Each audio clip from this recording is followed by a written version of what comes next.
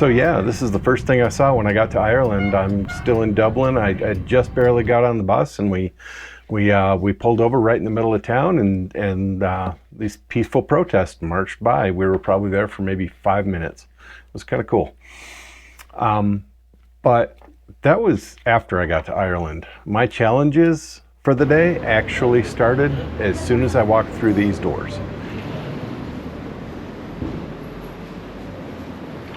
I booked all of my airline tickets at booking.com, and there were 7 legs to my journey, and I could not check in online for any one of them.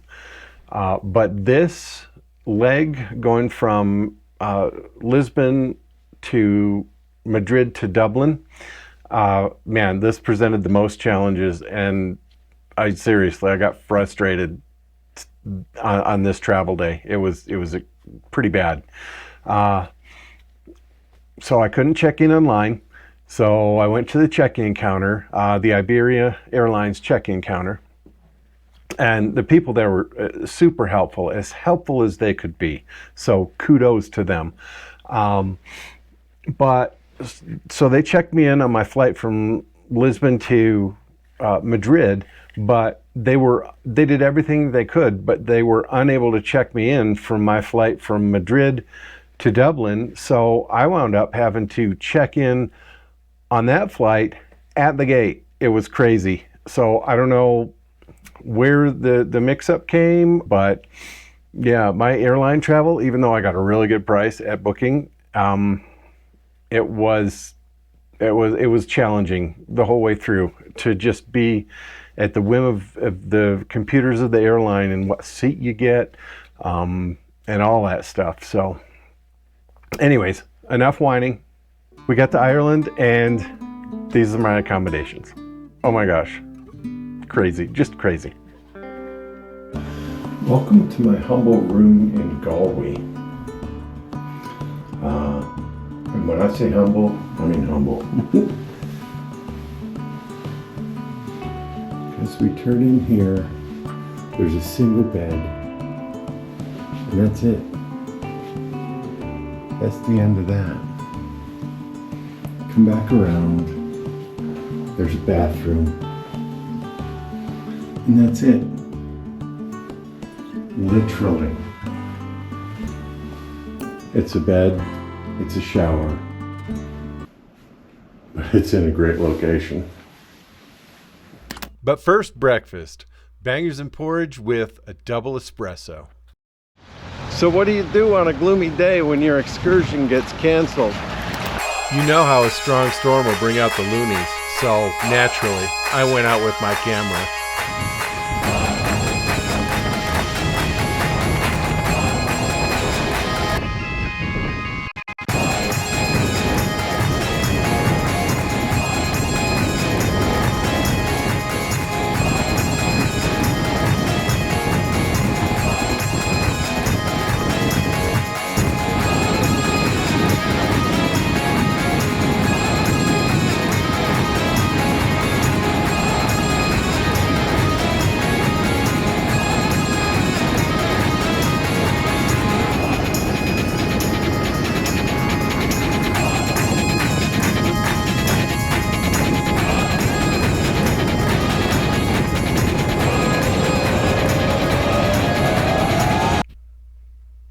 This is what happens when you forget about the M&Ms that you bought in Chicago, and then you haul them around in an exotropical cyclone.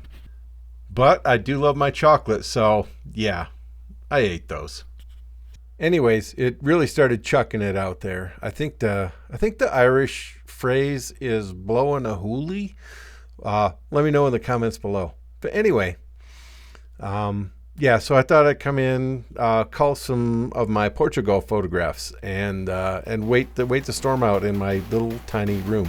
I only had to wait a couple of hours because where I'm staying at down here in the Latin Quarter, we were spared most of the devastating effects of Cyclone Amy, and so yeah, in a couple of hours we're just back out, and all in all, it was back to being just another stormy day in Galway.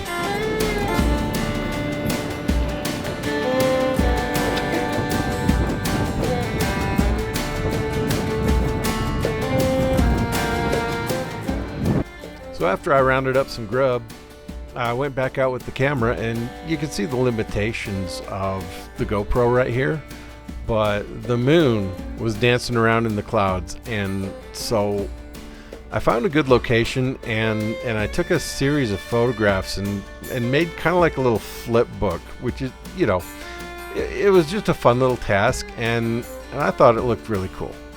So here it is.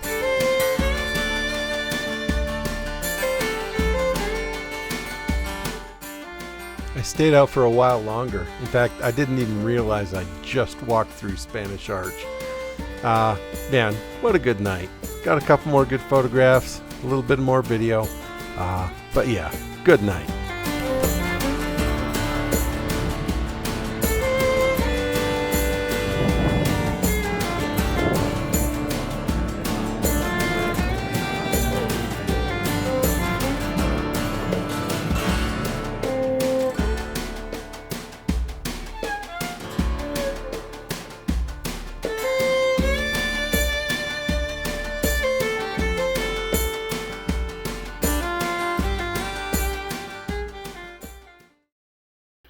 The classic full Irish with double espresso.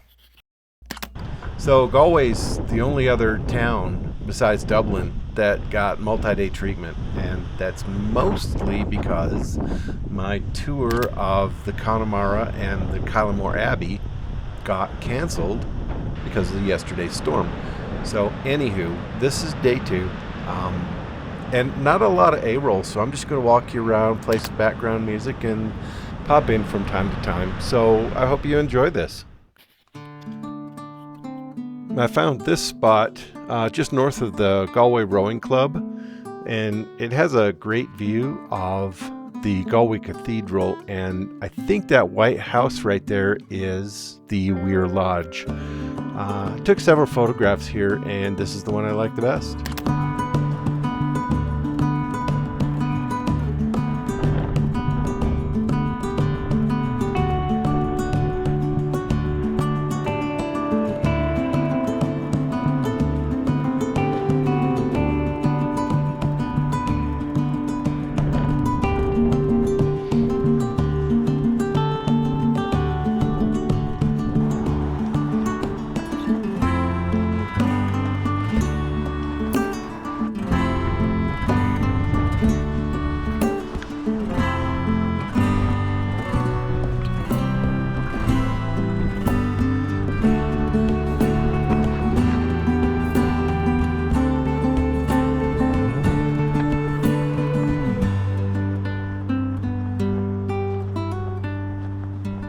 Okay, jump in real quick here. I saw this interesting boat and at the top of Lough Atalia, and I walked around it for like 15 minutes. It's got a security gate, it's old, it's derelict, but it's got solar panels, and so I walked around trying to figure this thing out, and naturally I didn't shoot any video at all. And this is actually my only photo of the boat. I walked around for like 15 minutes, like I said, trying to figure this out, and I'm over on the west side of the boat, and this guy comes out of the boat. I'm like, okay, get the camera, take the shot, and that's what I did. And then he started looking around, and so I put the camera back down and made sure his face wasn't in the photograph, and yeah.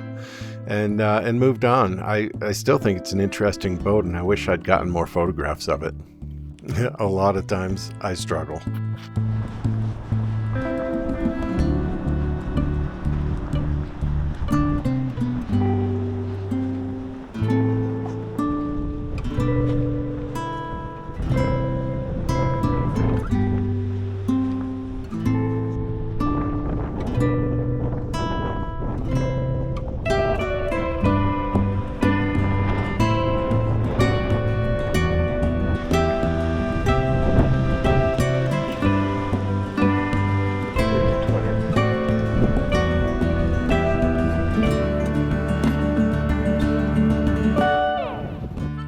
I'm on the east side of Galway, and I know that there is a trail that follows the railroad across the wetlands back into the main part of Galway.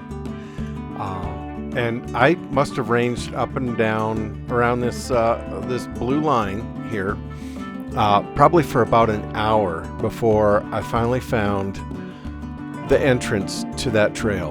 And it's right here, and I was intimidated by the sign that said I was entering military controlled area, which, you know, in the United States, you just don't walk into those areas. So I was really surprised when I could just walk right in and get straight to the trailhead, which I didn't know was there until I saw this.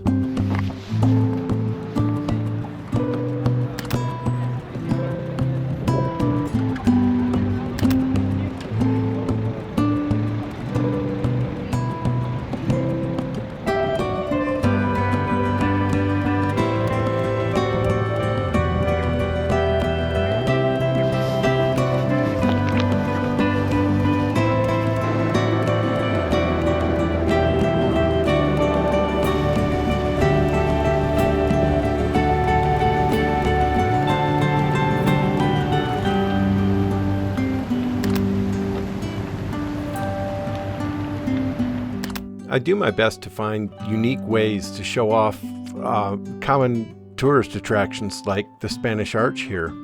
Off to the left, there's a lot of construction fence, so I deliberately left that out. I saw this person sitting on the bench, bent over, studying, meditating, who knows.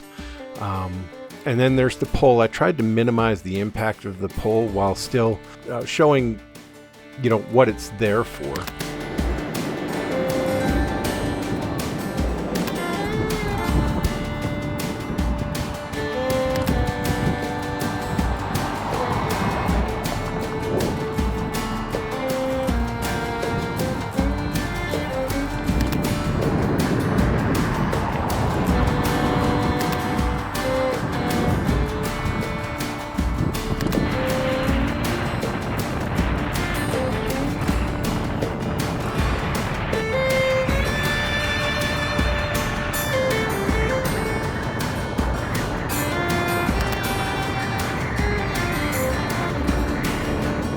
Look at the choppy brown water to the left on the windward side of the walk compared to the blue, smooth water on the right side of the walk.